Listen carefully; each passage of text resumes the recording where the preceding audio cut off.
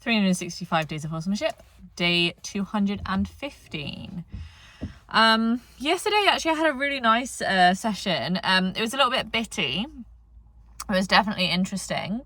I came to Lawrence first and initially spent a little bit of time with him in the field. I definitely, could have done more, like, time without asking him to put the halter on. I definitely think I'm kind of like just struggling a bit to see how like asking for anything isn't like basically like insistent leadership, which I know is obviously not the case, but yeah, still struggling with that a little bit. I still feel like I'm being very direct line, like I have my human brain on rather than being more kind of like scan and capture, like aiming to, thinking about curiosity and wanting to kind of influence his environment around him to cultivate curiosity. But we did manage to get the halter on. It took a few minutes. Initially, we did some kind of like walking around first. He wasn't like really sure about it. And then spent some time just being in different places around him, having good timing, moving into a new place of flow whenever there was a change. Then I was able to come up and offer him the halter and he took it. And so then I did bring him up to the arena. He was definitely like reluctant throughout that process, or unsure, or just like there was lots of stopping and then me being insistent again. But I think it was good because I definitely felt like when I took him in the arena, like the goal was very much to warm him up, like it's so cold. It's cold again today. It's like -1 at the moment.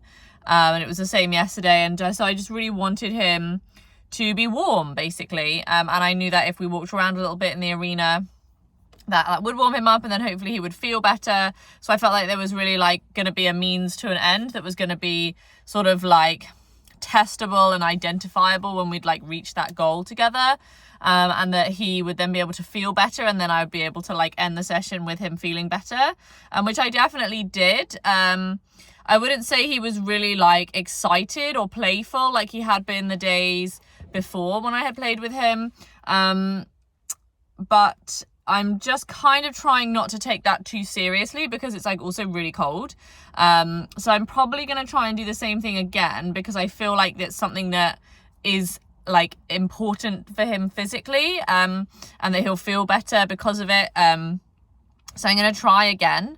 I'm going to also maybe try a little bit to just have a softer approach, even if I like put a time limit on myself so that I don't feel, because I think I have this like worry that like, it'll just be like a super, super long session.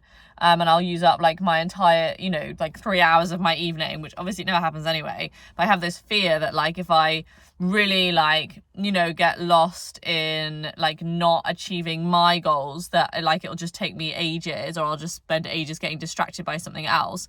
And definitely distraction is a justifiable fear, but also I think like I think it's really good for me to train myself to like switch some of my thoughts off, like just put it on the shelf. Like, we don't need to be thinking about the haltering right now. Like, I can just turn up and be like, for the next 5 minutes, I'm not even thinking about it. The next 5 minutes are literally just dedicated to us just being together in nice flow and feeling.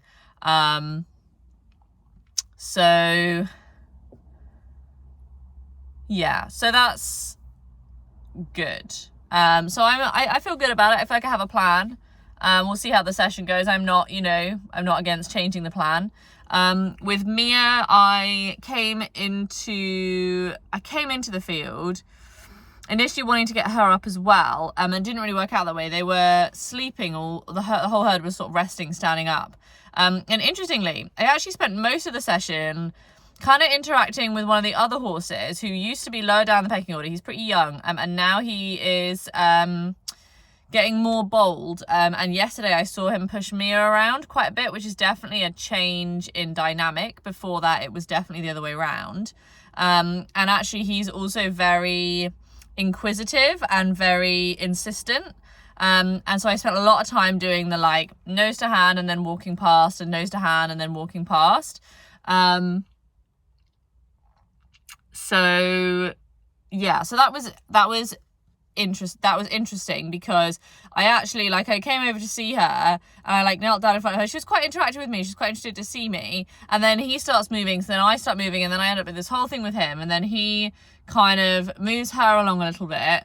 I'm sort of walking around a lot. And there's a lot of, whenever I have a break in him being very curious about me, where I can go and see her, she's doing a lot of like stress relief, like yawning and licking and chewing and all that stuff. I thought that was really interesting, because definitely, you know, like if I'm thinking about him from like a child perspective, like, because he's obviously a younger horse, like he will learn what he sees, and what he's definitely seen with Mia is her being very dominant to get what she wants, or to get people out of her space. And I think as his confidence is growing, as he's getting older, he is deploying that same pattern with her, which is obviously, you know, makes a giant like spiral, like positive feedback cycle forever, right?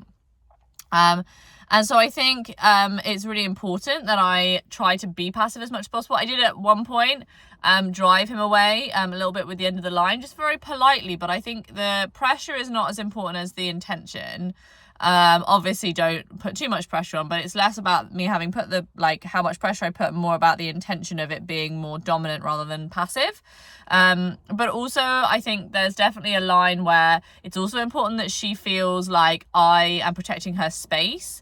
And, you know, I also think balance is important. Like, to have all passive is really great and is ideal, but I think the reality of the situation is that I'm in a herd with a group of horses, a family of horses, who have historically been exposed to a lot of dominance. So actually that's the language that they speak, and sometimes it's going to be most effective for me to use that language as well, as little as possible, but also to create clarity. Like, it's really important that I don't get, I think, carried away in whatever, you know, big complex psychological ideas I think I'm doing, to the point where I lose the clarity. So yeah, so I was happy with how it went yesterday. I think today I'm going to come to Mia first. I have no idea really how the session will go with her. I think I'll go in, and with the halter, I'd quite like to walk her in the arena as well, although I'm not really sure how that's going to go, like, compared to Lawrence. But I think I just need to like really like put my positive face on, and just see what there is to work with. And yeah, just kind of see what I'm met with, really. And yeah, see how the session goes today.